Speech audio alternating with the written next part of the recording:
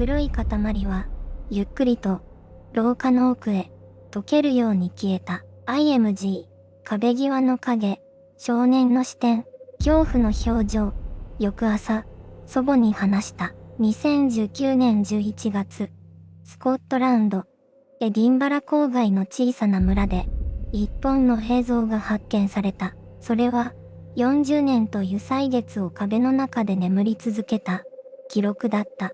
再調査のため現場に踏み込んだ警察が、古い石造りの家屋の寝室壁面を取り壊した瞬間、そこから現れたのは、埃に濡れた小型カメラ、そして、数十年分の映像データを収めた記録媒体だった。静寂、捜査官の一人が、声を失った。時計の針を、1979年まで巻き戻す。スコットランドの農村部、石畳の小道が続く。その集落に、一人の祖母が暮らしていた。家族が週末に訪れるたび、古い家は温かな笑い声で満たされた。8歳の少年にとって、祖母の家は安らぎの場所のはずだった。ある夜のことだ。少年は、寝室の布団の中で目を覚ました。深夜、村は完全に沈黙している。窓から差し込む月光が、床に細長い影を落としていた。その時、少年は見た。壁際に、動く影を、人の形をした、黒い輪郭を、少年は声を上げられなかった。布団を頭まで引き上げ、朝が来るのをただ待った。翌朝、両親に訴えた。昨夜、誰かが部屋にいた。と、返ってきた言葉は、冷たかった。悪夢を見たのよ。それだけだった。警察への相談記録は残っている。しかし、その記録には奇妙な空白がある。少年の証言を記したページだけが、切り取られたように欠落していた。誰が、何のために、その問いに、40年後の映像が答えようとしている。では、1979年のあの夜、少年がどんな日常を送っていたのか。次は、事件前夜までの記録を、紐解いていく。IMG、霧に包まれたスコットランドの田舎道。朝の薄明かり。1979年の夏、スコットランド、エディンバラ郊外。その村の朝はいつも霧から始まった。丘の稜線が白く溶け、石造りの家々がぼんやりと浮かび上がる。空気は湿っていて、重くて冷たかった。少年の名は、記録の中でジェームズと記されている。当時、8歳、その夏休み、彼は祖母の家に預けられていた。両親の都合で、毎年夏になると、そうなった。特別なことでも、嫌なことでもない。ただの、日常だった。IMG、古い石造りの農家の外観、ツタが這う壁。祖母の家は、村の端に立っていた。築100年を超える石造りで、壁は厚く、窓は小さかった。昼間でも室内は薄暗い。廊下を歩くたびに、床板が鈍くきしんだ。少年はそれを、怖いとは思わなかった。慣れていたから。朝食はいつも7時だった。祖母が台所でオートミールを煮る音、鍋が小さくカタカタと揺れる音、その規則正しいリズムが、彼の一日を始めた。午前中は庭で遊んだ。石を積んで、崩して、また積んだ。友人はいなかった。村の子供たちとは、言葉がうまく通じなかった。それでも、退屈だとは感じなかった。IMG、古い家の薄暗い廊下、端に子供用の靴。昼になると、祖母は必ず昼寝をした。1時間きっかり。その間、少年は家の中を探検した。古い本棚を眺めたり、使われていない部屋を覗いたり、ただ、一つだけ、入れない部屋があった。祖母の寝室、いつも、鍵がかかっていた。なぜかは、聞かなかった。聞いてはいけない気がした。理由はわからない。ただ、そう感じた。子供の、根拠のない直感。IMG、錠前のついた木製のドア。古い金属の鍵穴。夕食後、祖母はラジオを聞いた。BBC の天気予報が終わると、決まって少年に言った。もう寝なさい。と、その夜も同じだった。少年は2階の客室へ向かった。廊下の電球はいつも薄暗かった。歩くたびに床が鳴った。彼は自分の部屋に入り、ベッドに潜り込んだ。窓の外は完全な闇だった。街灯などなかった。村全体が暗かった。そしてその夜、何かが変わった。少年がイルカを閉じる直前、廊下の奥から小さな音がした。足音ではない。もっと低い、引きずるような重い音。祖母の寝室の方から確かに聞こえた。彼は動けなかった。IMG。夜の暗い廊下の突き当たり、ドアの隙間から漏れる細い光。布団を首まで引き上げた。息を潜めた。音は止まった。静寂が戻った。でも、それがかえって怖かった。次の瞬間、彼が見たものが40年後の調査を動かすことになる。布団の端が揺れた。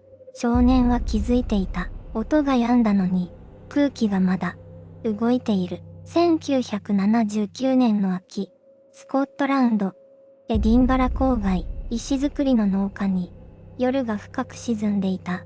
祖母の寝室と少年が寝かされた部屋は廊下一本でつながっていた。その廊下が暗かった。IMG。暗い廊下、石造りの農家。1979年秋、少年は目を開けた。天井のシミが見えた。月明かりが薄く差し込む窓、そして壁際にそれがあった。影ではない、人の形をした黒い塊。壁に張り付いたまま動かない。呼吸する音も足音も何もない。ただそこに確かにあった。少年は声を上げようとした。喉が動かなかった。3秒か30秒か、時間の感覚が消えた。黒い塊はゆっくりと廊下の奥へ溶けるように消えた。IMG。壁際の影、少年の視点、恐怖の表情。翌朝、祖母に話した。悪夢よ、と彼女は言った。笑いながら温かいお茶を出してくれた。警察には届けなかった。届けるような話でもない、と誰もが思った。8歳の少年の見た夢、それで終わりになった。2019年、あの少年は48歳になっていた。祖母が亡くなり、遺産整理のために戻ったのがあの家だった。石造りの壁は変わっていなかった。廊下も寝室も40年の時間が静かに積もっていた。業者が壁を叩いたのは改修工事の初日だった。音がおかしかった。石の奥から空洞の響きがした。業者は首を傾けた。もう一度叩いた。やはり空洞だった。壁を剥いだ。IMG。壁の空洞。発見の瞬間、業者の手、そこにあったのは小型のカメラだった。埃が分厚く積もっていた。配線は壁の内側を這い、屋根裏へ続いていた。レンズは寝室のちょうど中央を正確に向いていた。少年が眠っていた場所を男は動けなかった。40年前のあの夜が夢ではなかったとその瞬間に確信した。警察に連絡が入ったのはその日の午後だった。捜査が始まろうとしていた。IMG。捜査開始。警察が古い農家の前に立つ場面。2019年11月、スコットランド、エディンバラ郊外。通報を受けた警察があの家に到着したのは午後3時を過ぎた頃だった。晩秋の空は低く垂れ込め、日暮れが早い北の地ではすでに光が薄れ始めていた。担当となったのはロージアン&ボーダーズ管区の刑事アンドリュー・マクレガーだった。40代半ば、20年以上の捜査経験を持つ。彼は通報の内容を読んだ時、一度書類を置いた。壁の中からカメラ、その一文が目に刺さった。家の前に立った時、彼はその古さを感じた。石造りの壁、苔むした基礎、築80年は超えるとみられる。この地方に多い農家作りの民家だった。玄関を抜け、奥の寝室へ向かった。壁には、すでに大きな穴が開いていた。男が自ら剥がしたものだ。マクレガーは、その穴の円に手袋をはめた手を添え、内部をライトで照らした。カメラは、確かにそこにあった。小型の、監視用カメラ。レンズの直径は、2センチにも満たない。だが、その向きは正確だった。ベッドの中央、かつて少年が眠っていた場所へ、1ミリの狂いもなく、向けられていた。配線が、壁の内部を張っていた。マクレガーは視線を追った。天井へ、屋根裏へ、上を調べろ、と、彼は静かに言った。鑑識チームが屋根裏へ上がった。3分後、無線が入った。レコーダーがある。古い型だ。記録媒体も複数、残っている。マクレガーは、目を細めた。記録媒体。それが意味することは、一つしかなかった。このカメラは、長期にわたって、映像を記録し続けていた。では、誰が設置したのか、捜査本部が立ち上がったのは、翌12日の朝だった。過去の住民記録が洗い出され、1979年当時、この家に出入りしていた人物のリストが作られた。その中に、一人の名前が浮かんだ。家族でも、親戚でもない。定期的に、修繕業者、として記録に残る、男の名前だった。住所は、エディンバラ市内。年齢は、現在、72歳。生存していた。マクレガーは、ファイルを閉じた。椅子を引いて、立ち上がった。窓の外では、霧が濃くなり始めていた。北の冬が、すぐそこまで来ていた。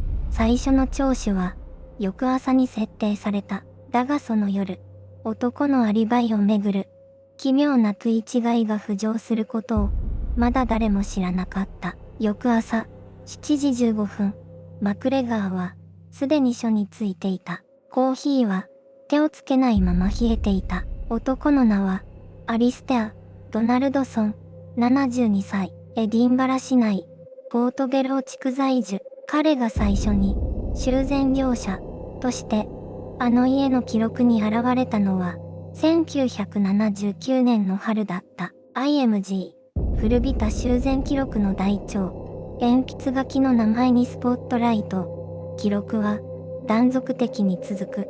1981年、1984年、1988年、訪問のたびに、業務内容の欄には、こう書かれていた。壁面点検及び補修。毎回、同じ文言。毎回、同じ業者。だが、発注書も、領収書も、一枚も残っていない。金の流れが、ない。マクレガーは、その事実を、静かに手帳に書き留めた。午前10時、ドナルドソンは、自ら弁護士を連れて出頭した。髪は白く、背はやや曲がっていた。しかし目だけは、まっすぐ前を向いていた。最初の質問は、単純なものだった。1979年、7月の週末、あなたはどこにいましたか？男は、即座に答えた。コース湾の良子屋に、いました。友人と二人で、よどみがない、準備された答えのように、滑らかだった。IMG、尋問室、蛍光灯の冷たい光の下、向かい合う二人、友人の名前を聞いた、住所を聞いた、当時の連絡先を聞いた。男は、すべてに答えた。だが、その、友人、は、1996年に死亡していた。証言できる者は、もういない。マクレガーは、ペンを置いた。良子屋の写真は、ありますか？残っていません。宿泊記録は、個人の小屋ですから、壁が、続く。午後に入って、もう一人の捜査員が、別の事実を持ち込んだ。1979年7月、その週末、エディンバラ郊外のバス路線に、ドナルドソンと思われる人物が乗車した記録が、当時の運行日誌に残っていた。終点は、あの村に最も近い停留所だった。バス、そして徒歩で30分。不可能ではない。マクレガーは窓の外を見た。霧は朝よりも深くなっていた。アリバイは成立しているようで、していない。崩れているようで、崩れていない。その曖昧さ自体が巧妙に設計されたものに見えた。完璧な証人がいない。完璧な証拠もない。だが、どこかに必ず、ほころびがある。そのほころびは、翌日、全く別の方向から姿を現すことになる。IMG、古びた壁の前に立つ刑事。壁紙の継ぎ目に懐中電灯の光が当たっている。翌朝、マクレガーの手元に一枚の報告書が届いた。差出人の名前はなかった。封筒の消印だけがエディンバラ市内の局名を示していた。中身はたった3枚。しかし、その3枚が捜査の地図を根底から塗り替えることになる。1979年、この家に住んでいたのは老女だけではなかった。報告書の第1ページには手書きで1項だけ記されていた。壁の中にもう一人いた。マクレガーはその文字を3度読み直した。意味がすぐには飲み込めなかった。IMG、薄暗い廊下、壁の一箇所だけ。明らかに壁紙の色が違う。壁の中、1979年当時の建築記録を紹介すると、この家の寝室側の壁は一度だけ改修されていた。時期は1978年の秋。住人の記録によれば、工事業者の名前は残っていない。現金払い、領収書なし。工期はわずか3日間。それにしては、工事の範囲が異常に狭かった。寝室の北側の壁、1.2 メートル四方。それだけだ。IMG、解体された壁の内部。配線とともに、金属製の小さな筒が埋め込まれている。2019年の再調査チームが、その壁を開けたとき、室内は、一瞬、静まり返った。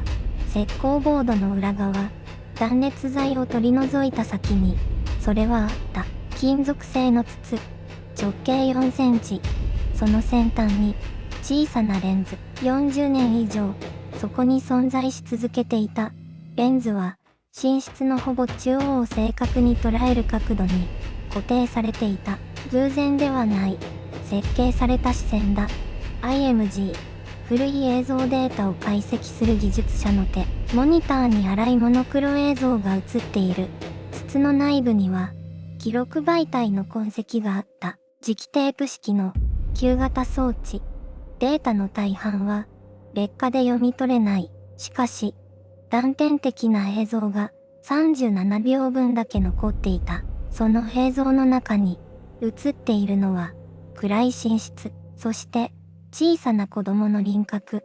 イルの下に潜り込もうとしている小さな背中。マクレガーは息を飲んだ。これは8歳の少年が見た黒い影ではない。少年自身が撮られていた側だった。IMG、モノクロ映像のスクリーンショット。子供のシルエットと窓から差し込む光。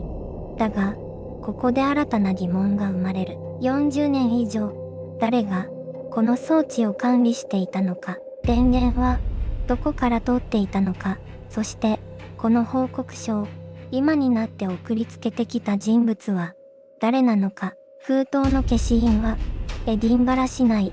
投函日は再調査開始のちょうど3日前。知っていた者がいる。調査が始まることを事前に知っていた者が、その人物の輪郭が霧の中でゆっくりと形を取り始めようとしていた。封筒の差出人欄は空白だった。消印だけがエディンバラ市内であることを示していた。投函日は再調査開始の3日前。誰かが知っていた。調査の開始を事前に把握していた者がいる。その事実が捜査陣の空気を一変させた。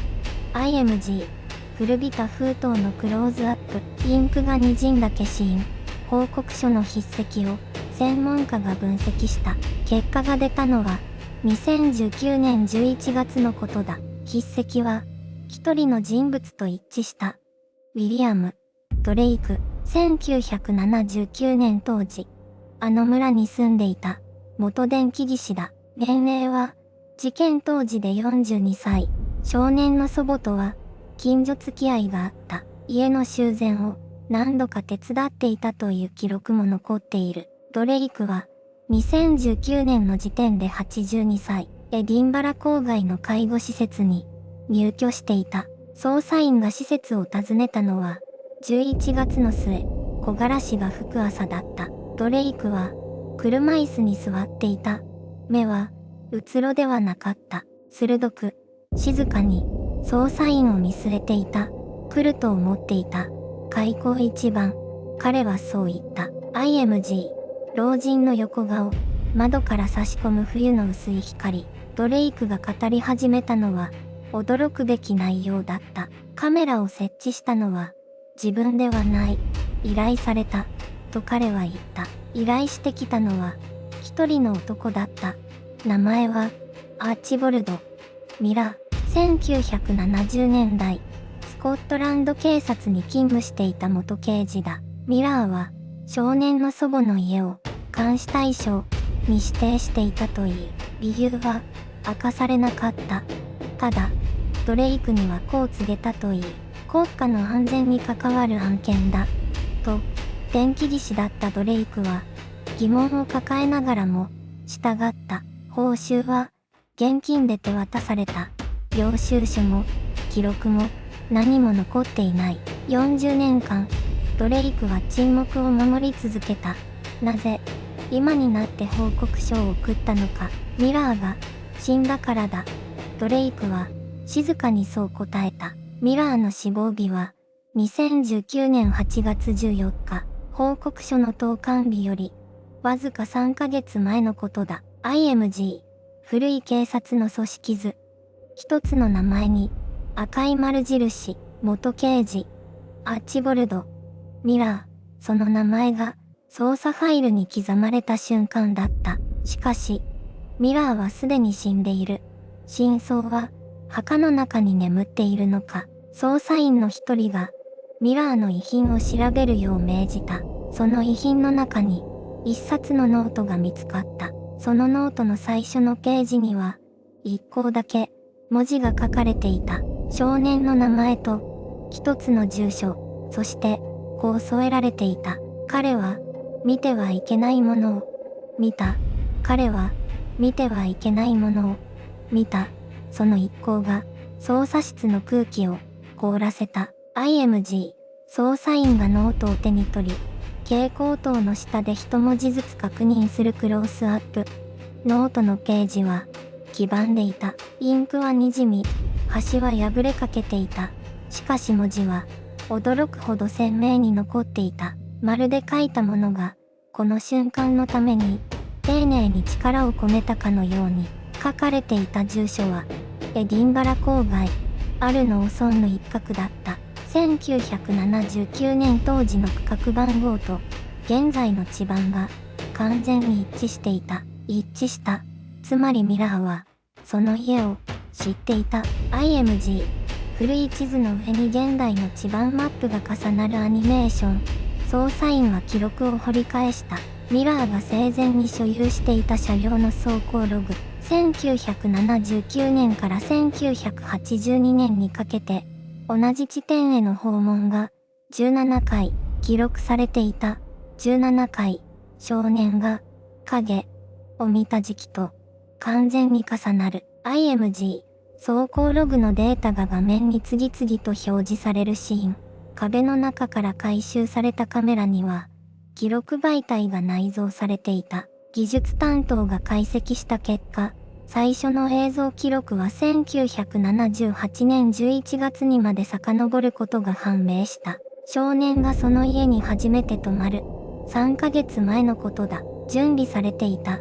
最初から、すべてが、IMG、古い映像フッテージが荒い画質でモニターに映し出される。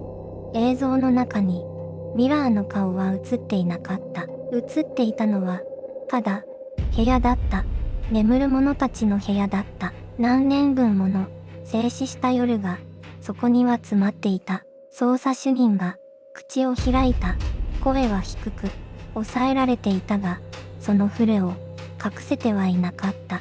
これは単独犯の仕業ではない。室内が静まり返った。IMG。捜査員たちが互いに視線を交わすシーン。無音。ノートの後半部分に別の名前があった。一つではない。三つ。ミラーと定期的に連絡を取っていたと思われる人物たちの名前が暗号めいた略字で並んでいた。1979年のスコットランド。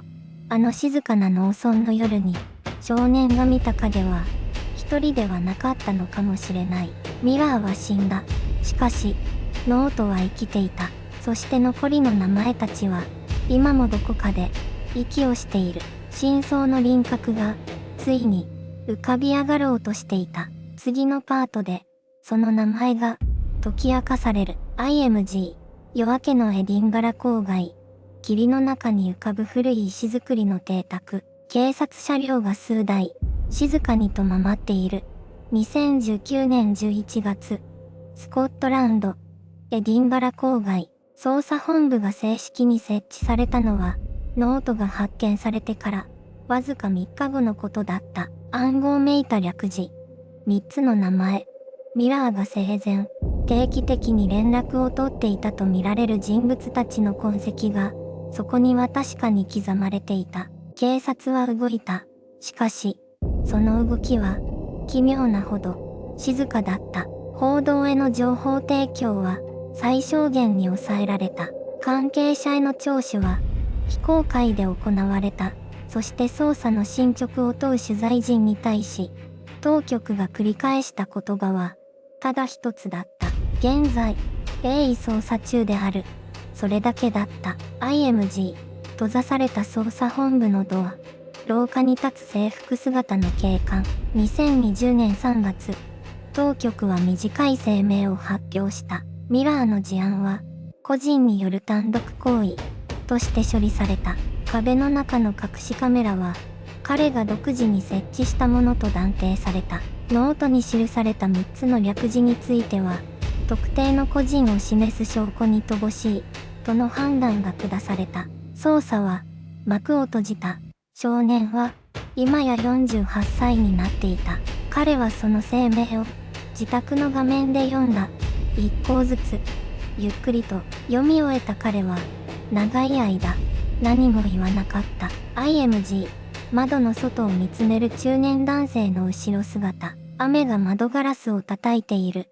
1979年の冬、祖母の寝室。